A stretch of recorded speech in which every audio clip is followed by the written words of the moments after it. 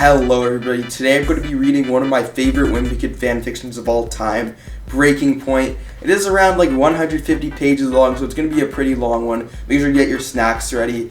Also, I'm trying to reach 10k subscribers by the end of the year, so if you guys would like to help me reach that goal, I do read weekly Wimpy Kid content on this channel, so I'd really appreciate if you subscribe, especially if you love Wimpy Kid. Also hit the bell, not to miss another video, and let me know what I should read next in the comment section down below. Also, big shout out to Finn Middle. He did request me to read this since it was his birthday and he wanted me to upload something. I was actually going to have a bit of a shorter upload today, but thanks to him, you guys get a 1 hour long upload, so shout out to him and happy birthday to him. Anyway, let's get straight into Diary of Wimpy Kid Breaking Point.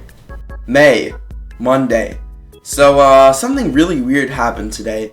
Rowley came up to me and said he was constipated and he was proud of himself. He said some stupid stuff before, but I really thought he crossed the line this time. But that's not all he said. He then said, "My mom says it makes me stronger." After school, Rowley called me and said that I should go to his house because he has this really cool thing he wants to show me. At first I was going to say no because I was still a little freaked out about what he said to me today. Another thing, I was really curious about what this really cool thing was, so I decided to go over. After getting to Rowley's house, I couldn't find his mom or dad anywhere, which is kind of strange, so I just went to Rowley's room. When I got there, I asked where his parents were, but he just ignored me and told me to wait in his room. A few minutes after he left, I kept smelling something really funky. So I started to search around his room and found his cat lying dead in the corner of his closet. After what felt like hours of waiting, I was just going to leave when Rowley came into the room with this powdery stuff in bags. Tuesday, I woke up on the floor. All that powder was on the floor too, and Rowley was gone. I would write down about what went down last night, but I don't remember anything. I just remember it was a school night, but I guess it doesn't matter. So I just walked home. After I got home, I just sat down and started to play video games. Dad came in and he asked me why I wasn't in school. I told him about what happened yesterday, me going to Rowley's house, his parents not there, his dead cat, and all the other cool stuff that me and Rowley played with. Let me just say, he did not take it too well. He said that I'm off the hook for now, but he doesn't want to see me hanging out with Rowley ever again. Wednesday. Rowley asked me to come over to his house again. "Greggy, come play with me again." I remember what Dad said about those drug things, so I told him no. He started to look really angry. I never seen Rowley get this mad before. He then grabbed me and said, "How about now?" Then he kissed me. I must have had good reflexes because all I did was punch him in the face and told him to back off. What? Scram! But Greg... June. After the whole Rowley thing, I've been a mess. Let me explain. A few weeks after me and Rowley's fight, he's been photoshopping pictures of me doing crazy things. I swear I'll kill him. My mom came into my room and said that she was mad about me staying inside my room since summer started, and how she wants me to go to summer camp again. But I told her I can't because I have to catch up with Rowley's posts so I can tell everyone in the comments that I'm not what they think I am. She then said that if I don't go, she'll put me up for adoption again. I'm not going to that place again, so I said okay. So after Mom left my room, I started to take out my old bag and took some of the old stuff that was in it out of it. Next after that, I put some useful stuff in it like flashlights, drummies, clothes, that kind of stuff. Since I was done with my packing bag, I just sat back and relaxed until Roger came into my room. He told me that Mom told him that he was coming with me because Mom wants me and him to spend quality time with each other and maybe get to know each other a little more. She's acting like we've never met before. After so many years of living with Roderick, I even known some of the stuff I never wanted to know. Then, I would scoop the rest of my leftovers out of my butt with this spoon. Anyway, I think it'll just be weird and annoying seeing each other 24/7. Monday. This morning while I was eating breakfast, I asked Roderick if Mom told him what camp we were going to. He said we were going to a place called Camp Unlucky Clover, and that he was going to bring a jar with him. I asked him why, and he said that he's going to try and catch a leprechaun. I just didn't say anything. When me and Roderick were getting in the car, something hit my mind. I asked Mom why Manny wasn't coming too, and she said that she saw him dragging a garbage bag into his room, so he might be busy. That gave me chills down my spine. After Mom dropped me and Roderick at Camp Unlucky Clover, I got separated from Roderick because there were so many kids there. I guess Roderick can do his own thing. This place was giving me a really unnerving feeling because all the kids were crying, and one kid said something really weird to me. "Leave while you still can." I started to ask the kid on what he was talking about, but I was interrupted by a loud car horn. I turned around and I can't believe what I saw. It was Roderick driving in his van. I asked him how he got it, and he said that before he left, he called his pal to come over and bring it for him, so Mom wouldn't have to pick us up. Then he drove off to park it somewhere where the counselors wouldn't see it. It was already getting dark, so the counselors told us that we needed to go to bed because we had a big day tomorrow. So I'm going to stop here and try and get some sleep. Tuesday, Roger woke me up this morning. He told me to get up because apparently the counselors had something important to discuss with all of us. So I got up and went with Roderick. Then we got to the crowd. We somehow got split up again, but I guess that's fine. After all the kids got there, the counselor said it's time to start our day of child labor.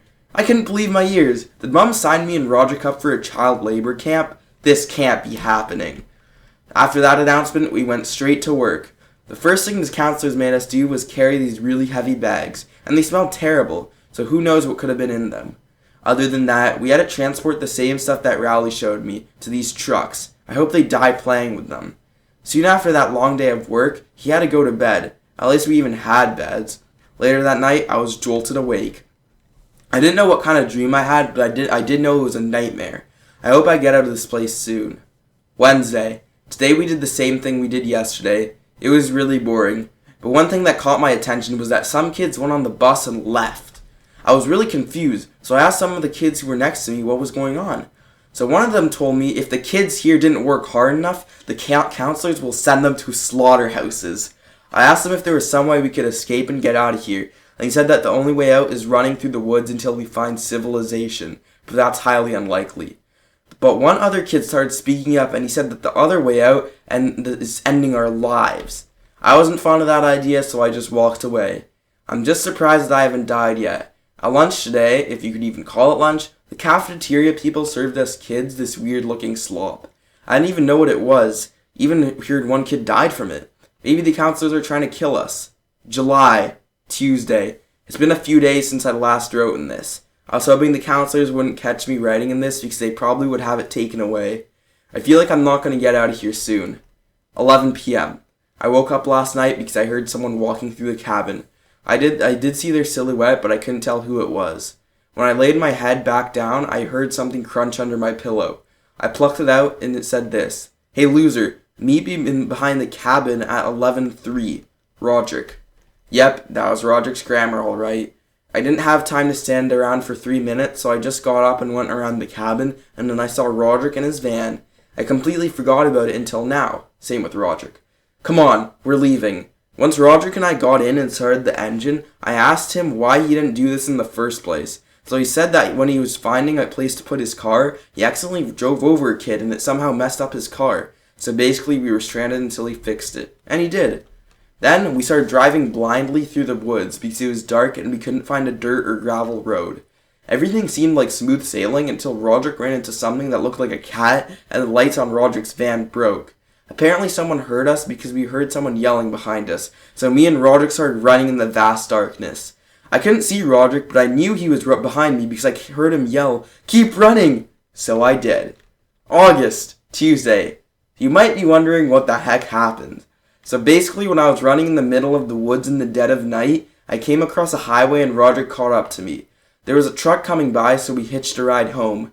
But when I did, I checked my phone and found out that Rowley made me internet famous, and not in the good way. So I took my anger out by beating up Manny. My mom asked me what I was mad about, and I told her. Why not apologize?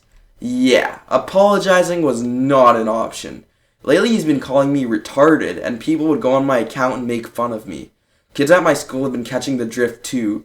Today I tried talking to Holly Hills, but she said that if I touched her, she would get diabetes. It's like the new cheese touch. People have been saying that if they get near me, they'll catch retarditis.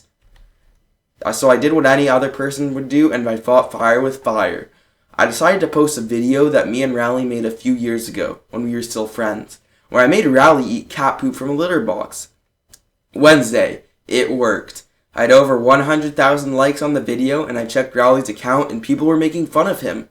Today, even Holly Hills called Rowley a poop eater, and all the other kids started calling him that. But then after I got home, something strange happened. I checked my phone and I got a text message from Rowley. "Hey Greg, I want to make a deal." I was kind of curious, so I asked him what the deal was.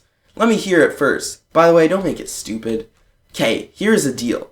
You and me will make one embarrassing picture of each other each. The Plainview Parade is on Friday. If I get 1 million likes by then you have to make out with me at the parade. And if you win, I'll poop on the sidewalk in front of everybody at the parade. Okay, deal. Thursday. Once I got home today, I downloaded Photoshop and got to work. After 4 hours, I finished this masterpiece. Rowley Jefferson. Da Vinci has got nothing on this work of art. It was perfect. All I had to do now was post it online. Last, all I had to do was sit back and let the likes roll in. Boy, that'd take a while, though. There was times where my post was gaining on Rowley's, and Rowley's was gaining on mine. But it was time. Me and Rowley's posts were both almost to 1 million. I refreshed the page on mine, and my post had 1 million likes. When I checked Rowley's post, my smile quickly faded. Likes, 1,354,000. I lost. Friday, day of the parade. I was up all night last night. What am I gonna do?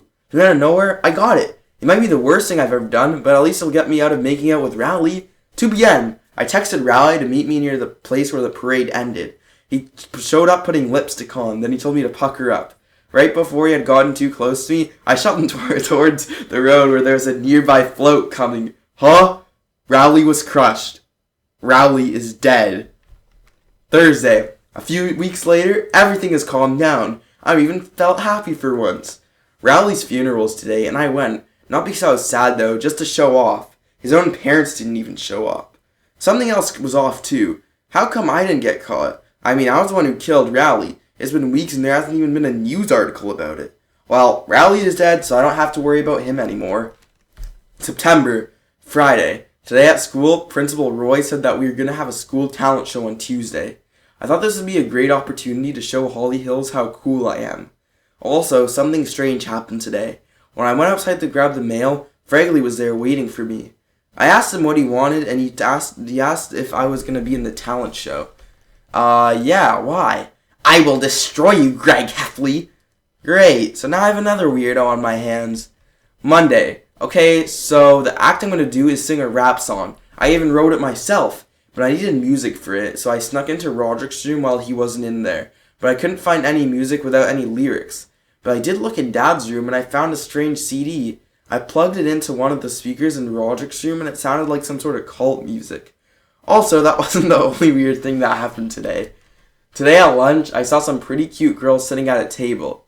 I wanted to impress them, so I started flexing. They weren't that impressed, but I saw Fragley eating off the floor, so I kicked him right where the sun don't shine. He immediately shot back up and started to snort and growl at me. It was actually kind of threatening. Then out of nowhere, he pulled down his pants, ripped his ploopy off, and threw it at me. After that, kids started to pay Fragley with food to eat it. Okay, I'm sorry, I need a minute to process that. That's a lot to take in. That's when I ran to the nearest trash can and I puked up food from about 3 weeks ago. It kind of scares me thinking about what Fragley's going to do at the talent show. Tuesday, it was finally time for my musical skills at the talent show. I loaded up my equipment like a speaker, a microphone, that kind of stuff. I'm actually borrowing this stuff from Roderick. So me and my family drove to the school at night. Most of the acts were pretty boring, but when it was my turn, I told everyone to wish me luck. Dad didn't say anything. When I got on stage, I saw Dad way in the back. So I guess my dad doesn't like me singing rap, but when I did sing, it sounded way better in my head. Yo, my name is Greg, get ready to bag. Whoa, but pause. But then, things got a whole lot more interesting. After I got off stage, Fragley bumped into me. Behind him, he had water sprinklers, so I told him not to do anything funny. When I got back to my seat, I saw Dad sitting by everyone else again. But when I sat down, I didn't say anything because I thought it would be too awkward. Then it was time for Fragley. He was walking on stage with his water sprinklers, and he was grinning from ear to ear. He was silent for a second, which was kind of weird, but then it happened. He screamed at the top of the lungs, "Let her rip!" and turned on the water sprinklers. You want to know what came out of them? Wet boogers. If you don't know, Roderick has this weird allergic reaction with wet boogers, so you probably know what happens next. Okay, that's not what I was expecting to happen next, but I guess Roderick just runs around butt-ass naked. That's an interesting allergic reaction. October, Wednesday. Today I went to Mom and Dad's room to apologize to Dad. He was probably still mad at me for singing rap at the school's talent show. But when I got to his room, He was typing something on his computer, so I stayed back to see what it was. He was typing in military school for 17-year-old boys. I have to tell Roderick. Dad was probably searching that up because of what Roderick did at the school talent show. Roderick couldn't help it. I heard that Roderick started doing that when he was 4 years old. I know it sounds weird, but I want to help him. He's my brother. He even saved me from that camp that we went to a few months ago. When I got to Roderick's room, he was laying on his bed with his headphones on. I motioned him to take them off, and he did. When I told him about Dad, he didn't even care. He put his headphones back on. So I guess I wasn't going to get through to him, so I need to find a different way to make sure he doesn't go to military school. That's when I got it. Remember that weird CD ritual thing that I talked about? I can blackmail Dad with that. So I went back to where the CD was, and it was right where I left it. All I needed to do then was find Dad, show it to him, and let the blackmail begin. Anyway, I found Dad in the kitchen, so I walked up to him and showed him the CD, and he immediately started to become nervous. He even kind of choked for a second. Dad, we're gonna make a deal. Greg, where'd you get that CD? He was trying to play it cool, so I tried being more serious. I'll be the ones asking the questions, mister. Okay, what's the deal? It was working. Time for the final part of the plan. After all that, I told Roderick, and he didn't really mind as usual. November. I haven't written this thing for a few weeks. It's probably because things have died down a bit since I last wrote this. Frankly hasn't been bothering me for a long time, so that's good. But I came to my journal for another reason. In the middle of the night, I heard that same cult music coming from Manny's room. Confused, I got out of bed and stuck to Manny's room and opened the door. I almost passed out. I thought I was dreaming. I saw Manny in the room and even Fragley. There was also this red circle on the ground with candles around it. Roderick came running into the room with a bat because he heard me screaming. He said, "Isn't that your fat friend who died?" and pointed at Rowley. I just ignored him and told Rowley to stay back, or else. Don't worry, Greg. I won't kill you. I couldn't say another word, though, because I was knocked out. Tuesday. I woke up in the morning laying in my bed, but my head had a bruise, so I know what happened last night wasn't a dream. I found a videotape that was laying on the table beside my bed. It said, "Play me." So I popped it in my old VCR, and it was Rowley. "Hello, Greg Heffley." Basically, he said that he started a cult with Manny and Fragley. Their goal is to make me join and become Rowley's queen. Not happening. Wednesday. Today I was remembering what Rowley said in the video, and I remembered that Manny was in Rowley's cult. So the first thing I did was march to Manny's room to ask him questions. But right when I opened the door, Manny said, "Don't get in my way, Bubby. Remember, I am always watching, and if you mess with Rowley, Fragley, or me, you're dead." Thursday. Today I told Roderick what was going on and what Manny said to me yesterday. After Roderick heard what I said, he told me that he was going to kill him. After he was done with his drink, he smashed the bottom of it and started walking towards Manny's room. I told him not to, but he didn't listen. He hit Manny upside the head. Not a very wise move, Bubby. Then, right before my eyes, Manny snapped Roderick's arm like a toothpick. Monday. After Roderick got his arm snapped, Mom took him to the hospital. So let's just say I had a very quiet Thanksgiving. You would never believe who I saw at school today. Well, you probably did. It was Rowley. And that's not all. He was making out with Holly Hills. I couldn't believe my eyes. Who would have thought Holly would hook up with Rowley? The only thing is that he's not after me. He's probably just trying to make me jealous. Tuesday. I had an idea. I went up to Bryce Anderson today. First, he was confused why I'd ever come up and talk to him. But when I told him what happened, he was furious. Rowley isn't even a good boyfriend. That's what I said. I wasn't completely on board about teaming up with Bryce, but if it meant getting back at Rowley, then it's a yes. We already have a plan. December, Monday. Okay, so here's the plan. Bryce is having one of those parties he always throws every month as usual, and the first part of the plan is I'm going to invite Rowley to the party. Me specifically, so he doesn't know it's a trick. The next step of the plan is to make Rowley follow me into the closet, think we're going to have some alone time. The third part is to have Rowley drink some sort of liquid, but it has to have some sleeping pills in it. The last part is when he falls asleep, me, Bryce, and his friends beat the crap out of him. This plan can't fail. Saturday, day of the party. About a week later, I invited Rowley to Bryce's. It was a little strange, though, because when I gave Rowley the invitation, he sort of did this weird chuckle. More like it sounded as he was choking on a marshmallow. Anyways, I arrived at the party before Rowley, and let's just say that when I saw him, I wanted to bleach my eyes. I want to die. After about 15 seconds of awkward silence, Rowley pointed up. He was pointing out a mistletoe. Then he yelled at me and said, "Kiss me." It was really embarrassing. Some people even looked at me. I didn't know what to say, but I saw a bathroom over Rowley's shoulder. So I pushed past him and said that I had to go. At least I could occupy myself for a few minutes away from that psychopath. I sat in the bathroom for a few minutes, mostly just washing my face. That's when I heard someone walking towards the bathroom. I panicked and looked at the door and I forgot to lock it. So I immediately jumped in the bathtub and shut the curtains. When they came in, I peeked outside and I saw Holly. I asked her what she was doing here and she asked me the same thing. I told Holly that I was just freshening up and she got a suspicious look on her face and ran out. I didn't want to waste any time anymore, so I began the plan. I got out of the bathroom and found Bryce. He gave me a wine glass, put some sleeping pills in it, and stirred it. Then all I had to do was find Rowley. I found Rowley by standing by Holly, and Holly was talking to him. She was probably telling him what happened with her and me in the bathroom, so I immediately ran over there. When I got there, Holly walked away, and I asked Rowley if he wanted to have some 7 minutes in heaven with me in the closet. He immediately said yes, and we walked to the closet before anyone saw us. He also brought a candle, but I guess that doesn't matter. "Let's get started, Greg." I frantically told him to hold his horses, and he stopped. I asked him if we could raise a toast. He said that yes, we could. A toast to, love. I gave the wine glass to Rowley, offering him the first drink. He looked hesitant at first, but then grabbed it. He then shoved the drink down my throat. Sunday. I woke up coughing and out of breath. Bryce was standing over me, slapping me awake. I asked him what he was on, and said he saw Rowley walk out the closet and smoke was flying out. Everyone ran out the house, and Bryce dragged me out of there. Bryce's house was on fire. It was probably that candle Rowley brought in here with us. Anyway, when we got out of there, someone called the fire department, so they came straight away. I got out of there before anyone saw me because I didn't want to get in trouble. And how was I supposed to explain what happened? So yeah, basically I lured this fat kid into the closet with me so I could pretend I was going to make out with him, but actually put him to sleep, and then so me and these other kids can beat the living crap out of him. The only thing I had on my mind was, how did Rowley know I was going to do something to him? Until I remembered Holly. She probably told him to watch out or something because she saw me acting weird in the bathroom.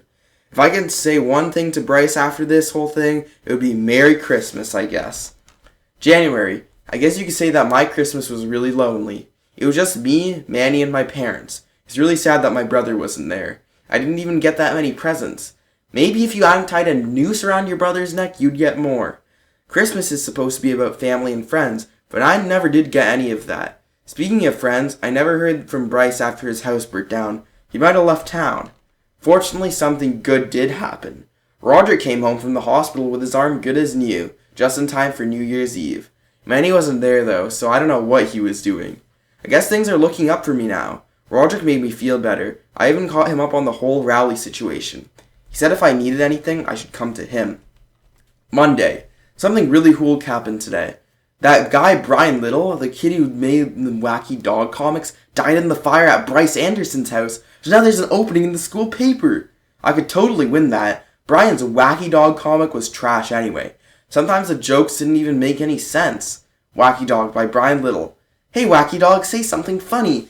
Okay, life is a bottomless, empty black hole. One day the sun will explode and take the entire human race with it, deeming everything we do meaningless.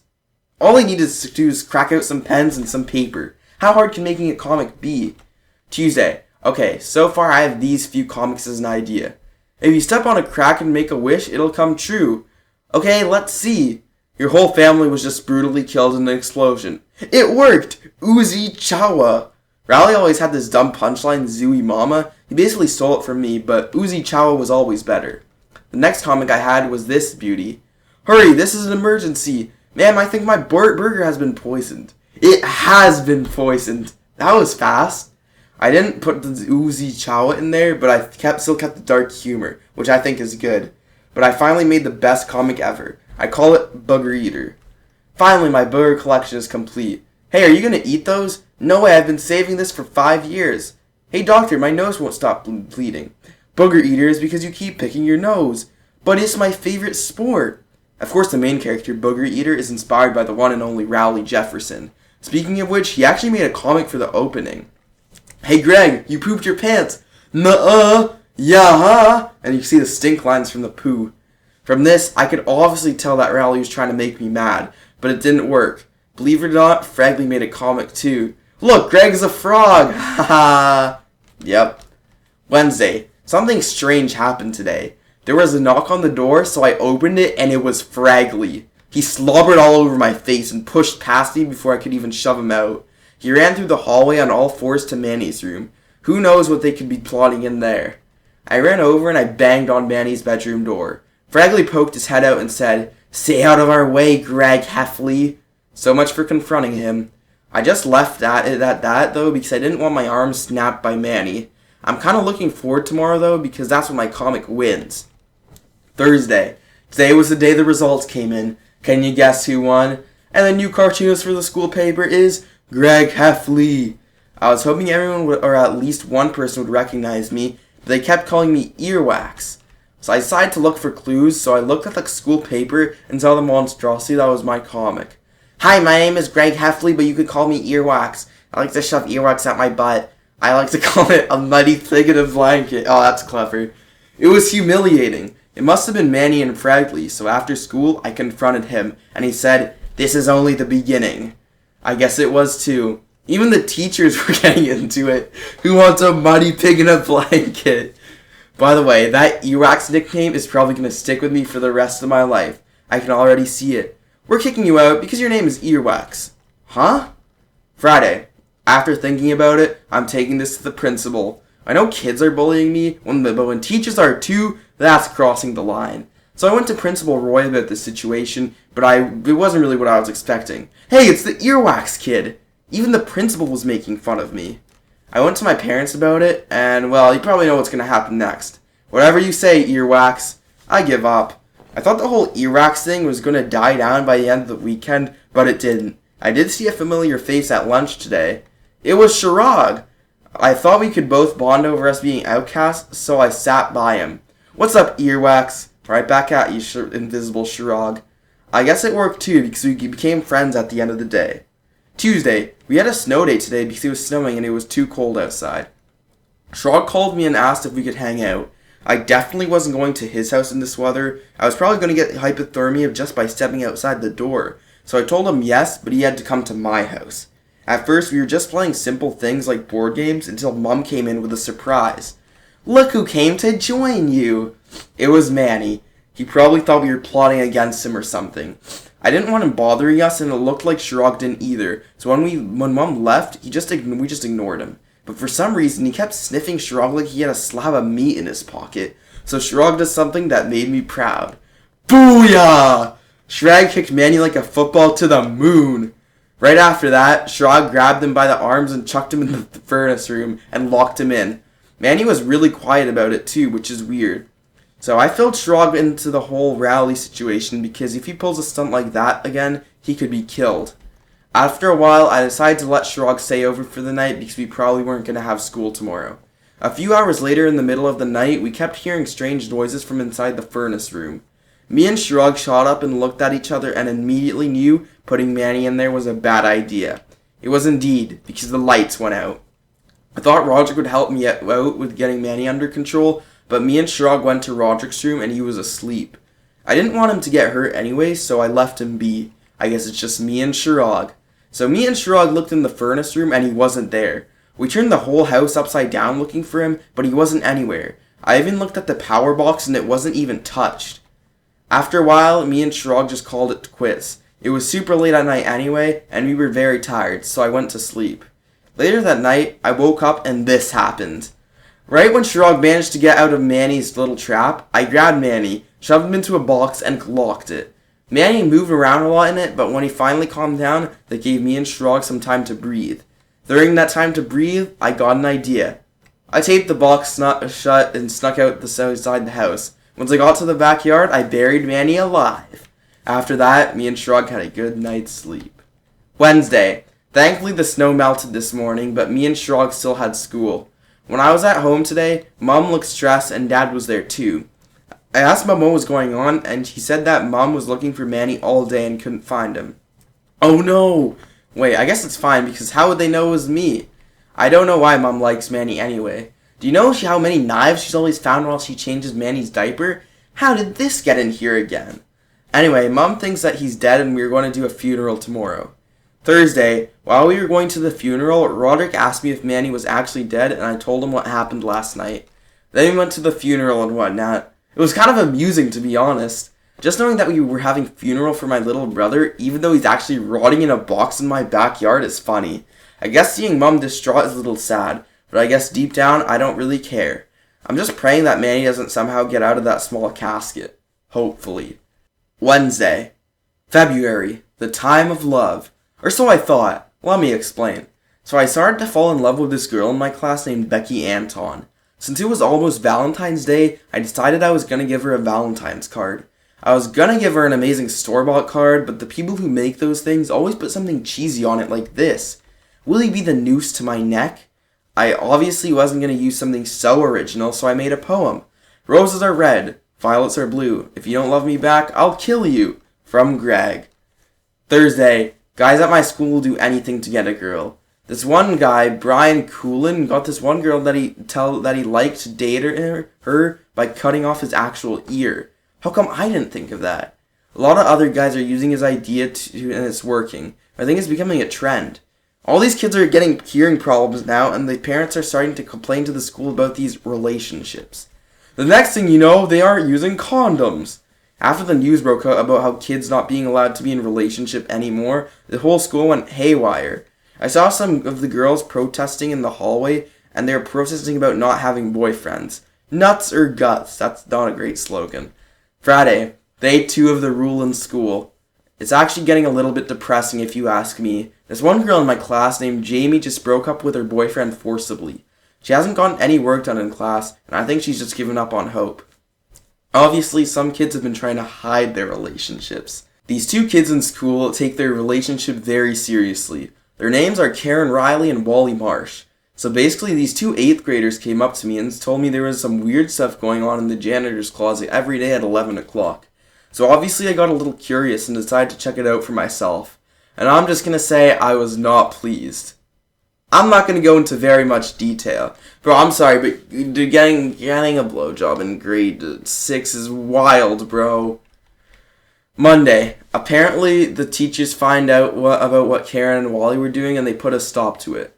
Teachers didn't just stop there. They thought other kids were doing what Karen and Wally were doing, but in other private places like bathrooms.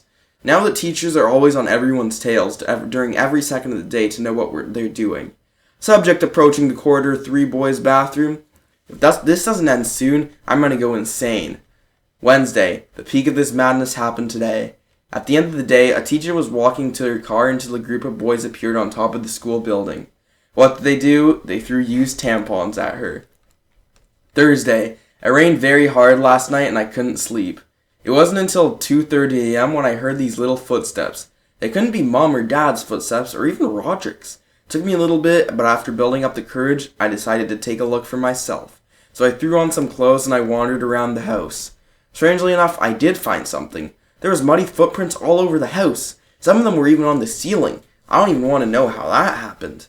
I knew this couldn't be a raccoon because raccoons don't climb on ceilings. At least I don't think so, so I kept on looking. After a little bit of investigating, I found the end of the muddy footprint trail. It led outside the front door. But that really didn't help the situation that much. I was trying to find where they came from, not where they went, so again I continued the search. It was kind of hard finding where they came from because they were everywhere. But when I found the source, they came from my own backyard. I think I had a mini heart attack putting all the little pieces together. I started back to my room. It's really startling knowing that Manny was back on the loose. I was getting freaked out by little things I would hear behind my back. I was getting too paranoid, so I just made a run for it. Once I finally made it back to my room, I saw the abomination before my very eyes. It was Manny, but he had wings? I rubbed my eyes, wondering what I just saw, but when I looked again, he was gone. I locked my window and I shut the curtains. If what I saw was real, I did not want that thing to get to me.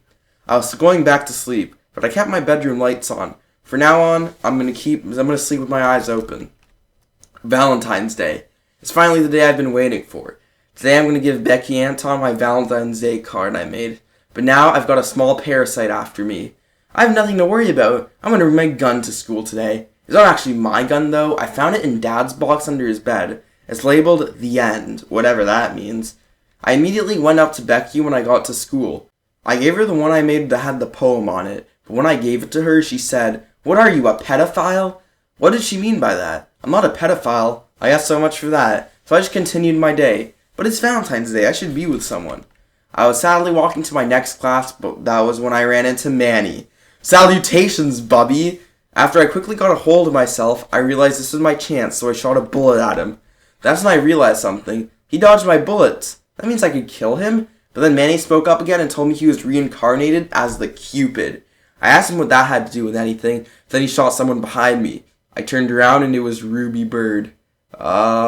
She was giving me googly eyes. I already knew where this was going and I did not like it. Next thing you know, she's charging at me and the only reasonable thing that I did was shoot her. What? It was the only thing I could do. It was self-defense. Anyway, now I had Manny to deal with. I immediately shot at him and missed, but not completely. I actually shot his wing and he fell to the ground. Manny's bow and arrows fell with him, and I quickly picked them up before he did and snapped them in half. But then he looked at me like he looked at Roderick when he broke Roderick's arm. So I made a run for it and I never saw him for the rest of the day. After that all crazy Valentine's Day, I was really looking forward to going home. But when I did, I got something a little off in the mail. Hey Greggy, long time no talk, but don't worry, I've got something real special for you. Rowley. P.S. I got a toenail just for you. March, Saturday. Today me and my family went to Old Timey Ice Cream Parlor, and we brought Grandpa along. We all sat down, and when the waitress came over, she counted us, and she landed on me last. She called the whole staff over to our table, and I was starting to get nervous. If they called the cops or something, I'm blaming everything on Roderick. But it wasn't what I was expecting at all. You are our 1,000,000th customer. I thought it was really cool and all, but what really sparked my interest was when the guy who looked like the owner gave me a big old check of $100,000. My whole family was as flabbergasted as I was. When I got home, we started brainstorming about what I was going to use the money for. My mom said that I could give half of it to the poor, but I told her tell that to Elon Musk. My dad said I should use it to buy myself a rifle. But nothing could compare their suggestions to Grandpa's. Buy some hookers with it, Gregster. Don't call me that. But the truth is, I'm secretly using the money to give it to Roderick. It'll be a little something to pay him back when he broke his arm a few months ago. But then I got an idea on how I could lie about using the money and still get something out of it. So I asked Mom and Dad if me and Roderick can have a house party tonight. Mom and Dad said no, so I told them that if anything gets broken, I could pay for it. Then they agreed to it. But I did give them some money for tickets so they can go on vacation so they wouldn't be here. Those greedy little pigs. Once Grandpa left too, the party was on. Roderick called his friends and his friends called their friends. I also heard Roderick say in his calls my brother's party, which kind of made me feel good. After a while, we had everyone down on my block at the party. Once people heard there was a gigantic party at my place, we had even more people. That's when the party truly started. Sunday. What happened last night? The house is a wreck. I promised myself I wouldn't let the place become a mess so I wouldn't have to pay for anything that got damaged. But I guess that idea was thrown out the window. Did I mention my leg hurt? Anyway, I woke Roderick up and I asked him about what happened last night. I was really surprised. He said that I got drunk and I fell off the roof. I've never drank before, and knowing that is what happens, I'm never doing that again. Why was I on the roof in the first place? Anyway, there was still the whole house to clean up, and there were people we had to kick out, so me and Roderick got to work pretty quick. One thing that seemed really strange and wouldn't leave my mind was that Roderick's band left really early in the morning, apparently. They would usually stay the night for a few more days, but I just tried to ignore it. After tidying up the place, me and Roderick just sat down to watch TV. I started flipping through the channels really fast because I was trying to see if Twisted Wizard the animated series was on. But somehow, Roderick saw something on one of the channels that shocked him so much that he practically lunged out of his seat and his eyes bulged out of his head. He started screaming at me to go back, and I did. Believe me, I was as shocked as he was. Rock band becomes famous sensation overnight. Roderick just sat and stared at the TV, flabbergasted. I couldn't even imagine what was going on inside his head. But with quick thinking, I remembered the money. Don't worry, Roderick, I've got a really cool surprise for you. I'll go get it. I got up and I swiftly ran to my room as fast as I could. If this somehow doesn't cheer him up, what else would? And so I began digging through my really clean and organized closet, because that's just how I left it. Incredibly, I couldn't find it anywhere. And that's when it clicked. The check was gone because Roderick's band found it, stole it, and used it to become really famous rock stars. So now I knew Mom and Dad were going to kill me and Roderick going to be depressed forever. I sadly walked back to Roderick devastated, and I told him about everything that happened. And that's when I saw Roderick do something that I've never seen him do before ever in my entire life. He started to cry. He started talking about how life was unfair to him and stuff. I didn't know what to do but comfort him. It was the least I could do for him. I actually hope he gets better. April, Wednesday. I was arrested today. Let me explain. A few days after the whole party incident, Dad woke me up and said that the police here were here to arrest me. I still don't even know why they arrested me. And let me just say, being in jail is not fun. I didn't even know what drop the soap even meant until it happened. Thursday. I just had to spend the night in that horrible place. It was cold. Not to mention it smelled like a Discord mod's bathroom. But luckily, Roderick came to bust me out of this place this morning. It was such a relief. I thought I was going to be in there my whole life. What are you in for? I don't know. Before I left, though, the police officer that said that I had to come back tomorrow for my trial. I'm not really looking forward to that. Friday, I got out of the trial today and I figured I was framed, but no one believes me. Apparently I burnt down an orphanage with all the kids inside. I asked them how they absolutely knew it was me, and they said a kid who was fat and a kid with glasses ratted me out. Yeah, I'm pretty sure I know who those two are. But that's not the important part. The important part is that I have to pay a $1,000 fine. That check would be pretty useful right about now. So anyway, I had to find out how I was going to get all that money, and that's what it hit me. That Stringer family has this one kid named Wesley I could babysit. Anyway, I called Mrs. Stringer if I could babysit Wesley $100 a day for 2 weeks, and surprisingly, she said yes. So I went over to the Stringer's house ready to babysit the little wench. But before everyone left, Mrs. Stringer told me that there was one more person coming over to babysit Wesley too. I honestly did not care unless I was going to get my money's worth. After they left, I went to go find Wesley. When I did though, he immediately asked me a question. Want to play hide and seek? Yeah, I guess so. Once he went to go hide, I got some time to myself, so I just sat back onto the couch and turned on some TV. After I was about 5 minutes into the show I was watching, there was a knock at the door. I thought that it might have been the other babysitter, so I answered the door. But when I did, I immediately regretted it. It was Rowley. That's when I remembered the letter he sent me 2 months ago. He planned this whole thing. I couldn't turn back now. I looked him straight in his bulging eyes and told him not to do anything stupid. So I sat down on the couch and I continued to watch TV. But Rowley flapped his fat butt a little too close to me and said, "Isn't it like we're raising our own child?" Luckily, Wesley came into the room just in time. I guess I kind of forgot about him. He surprisingly didn't look mad though. When he came in, he asked me and Rowley if we wanted to have a Nerf war. I didn't have anything else to lose, so I said sure. But then he pulled out an actual gun and started to shoot at us. Victory is mine! After I made Rowley tackle Wesley and wrestle the gun out of his hands, I locked Wesley in the laundry room as punishment. Then I just went back to watch more TV. Once I got up to raid the Stringer's kitchen for snacks, Rowley followed me up and asked me if I could be his queen again. I obviously said no, but when I did, he shoved me into the laundry room just like I did with Wesley. Not only that, but I also heard him breaking stuff. That's when I realized that Rowley was breaking stuff because he was going to frame me again. I knew I couldn't just sit there and do nothing, so I tried to find a way out. There was no windows in the room, and the only door to get out was the one that Rowley pushed me through. But I found a door to a vent. Then I remembered something. I almost forgot about Wesley. Fortunately, I had a plan on what to do with Wesley when I escaped, so unfortunately, I had to take that little brat with me. It's hot in here. So yeah, Wesley isn't going to shut up soon. Can you shut up, Wesley? What are we doing? Shut up, Wesley! Where are we going? Wesley! Listen here, Wesley. I've had it with you. I will sit here and pee my pants until you shut up. Really? What was that? Yeah, Greg's just full throttling Wesley, bro. What is he doing? It was Rowley. I wasn't going to take any chances of him latching onto my ankle, so I grabbed Wesley and I made a run for it. A little after I ran through that big labyrinth of vents, I made it outside. You might be wondering, how did you get the money to pay for the orphanage? Simple. All I had to do was hold Wesley for ransom. Long story short, I paid the debt. May, Tuesday. I almost made a number 2 after waking up at 3 a.m. in the morning and seeing Manny right above me. After Manny slapped me in the face a couple times, I finally kept quiet. I almost yelled for Roderick until Manny said that he had a message from Rowley. Basically, Rowley said that he was tired of waiting for me to become his queen. He was going to kill me. On Friday, to be exact. He told me that I had to meet them on the basketball court at the school. Believe me, I tried begging to Manny, but he just wouldn't budge. Please, Manny, I'll do anything. I'll even wipe your butt for you. Too late, Bubby. You had your chance. So I guess I'm not getting through to him. Wednesday. I stayed up all night and I came up with a plan, but I wouldn't really call it a plan because it's so simple, all I have to do is fight back.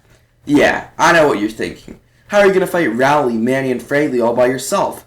Well, I'll tell you. I'm going to fight fire with fire. Today I was thinking about who could join me battle the Three Stooges, and it occurred to me that Shrog could help me. When it was lunchtime, I knew it was my chance, so I sat right next to him and I immediately cut to the chase. I told him about everything and how Rowley was planning on killing me. Please help, Shrog. I really need your help. I could tell Shrog wasn't fond of the idea. I wouldn't blame him, though, after what happened back in January. But then I remembered about how I saved him back in kindergarten when I pulled his cat's leg out of his ear. So then he remembered how he still owes me that favor, so that's how he decided to join me. Thursday. Somehow word got out about the big fight, and everyone was getting really excited about it. Outside school, I saw some kids getting riled up and wrestling. Once I got home from school, I quickly went to Roderick as I did with Shrog. I told him about what Rowley said and how he's going to kill me and that I needed his help. After talking it over with him, he finally agreed. Now all I have to do is prepare for tomorrow. I'm honestly kind of scared, though. Not Rowley or Fragley, but Manny. He's the one who has demonic powers. But just in case, I'm bringing a gun to school just like I did last time. Friday. It was the day of the fight. After school ended, we all met up on the basketball court just like we promised. Roderick and Shrog were at my side, and we were ready. The whole school was watching us, and I didn't want to embarrass myself, so I made the first move. I charged at Rowley with murder in my eyes. This is what he was going to get for everything I had done this whole year. That's when I made the first hit. I actually started to hear the crowd of kids cheer me on. I think we might actually win. I looked over and I saw Shrog fighting Manny. Shrog was really scary because he bit Manny's ear off, but Roderick wasn't doing so hot. Fragley was licking Roderick's face like a dog. When I actually started looking around, I noticed that everyone was fighting. It was a total war zone. I saw that Shrog was caught in a fight with some other random kid, so I decided to run over and help him. It was good that I knocked Rowley out because that bought me some time. I looked at Manny, and it looked like he was going to rescue his comrade too. He somehow killed a row of kids getting to Fragley. That's when I noticed that Manny was coming for Roderick too. I didn't want Manny to do what he did to Roderick before, so I had to put Shrog on hold. But when I saw Manny get to Roderick, Manny unleashed his ultimate form. Oh my goodness, that is cursed. What is that? That's when Manny did something I'd never forget. Right before my eyes, I saw Manny rip every limb off of Roderick's body one by one. I quickly dashed over to Roderick, but when I did, I took out my gun and pumped Manny's body with lead. As I knelt down to Roderick, I knew this was going to be his finale. I started apologizing to him for everything I've done and getting him into this.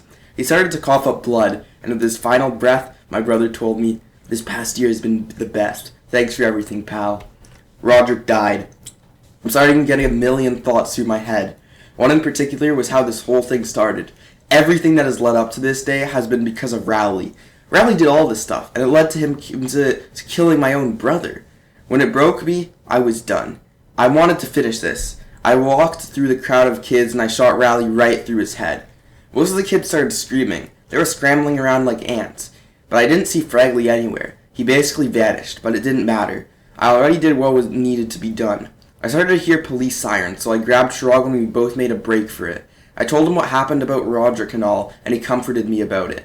This is the final time I'm writing in this. I'm going to bury this in my backyard tonight. So long, I guess. 2032. May. Friday. I went back to get this journal. I just read through this and it brought back the dark past of my childhood. I think I have some explaining to do. After I buried this journal, I swore never to come back to it because I never wanted to remember anything that happened this year. But the dark truth is that all stuck with me this whole time. I remember that I never slept that night knowing that my life wasn't going to be the same ever again. The next part is the most important one. The next morning, I built up the courage to tell Mom and Dad everything, about how me and Rowley fought and about Roderick dying. They didn't take it so nicely and they both cold-heartedly decided to kick me out of the house.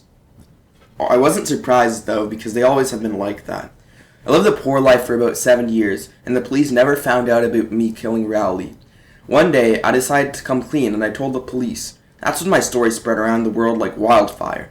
After a while, I was taken out of jail and I quickly became a walking celebrity. But I never see Mom and Dad ever again. As I said before, they're just that type of people.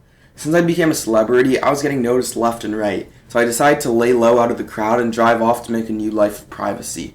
It's kind of ironic because I spent most of my childhood believing and knowing that I was going to be famous one day. But once I got my wish, I just wanted to go back. I started feeling really lonely, and I remembered two people who were very loyal to me through a short period of time. After searching, I finally found Shirag and Bryce. We all got together one day. It was one of the best days I've had in years. We all laughed and told each other stories. I wanted that day to go on forever. But now, we still all keep in touch and meet up with each other almost every Friday. This is truly way better than living a celebrity life. I just have Shirag and Bryce, my two best friends. I'll never forget Roderick for what he's done, and if it wasn't for him, my life wouldn't be as happy as it is now. Roderick is truly the greatest person I know. And if I had to say one more thing, it would be, thanks, Roderick. And that's the end. Yo, that's like one of the best fan fictions I've ever read. That's goated. Like 155 pages of just pure, just like sauce. Like that's lit. Anyway, make sure to like and subscribe for more. And let me know what your favorite part of this was. And also, go vote on the community poll of what I should read next, or just comment down below. The options are Greg the Furry, All Because of Uncle Gary, the Plainview Serial Killer, and I don't remember the last one, but it's on the community tab, so make sure to go find it. And yeah, anyway, I hope you guys enjoyed. Make sure to like, subscribe, and help me reach 10K by the end of the year. So yeah, I'm out of here. Bye.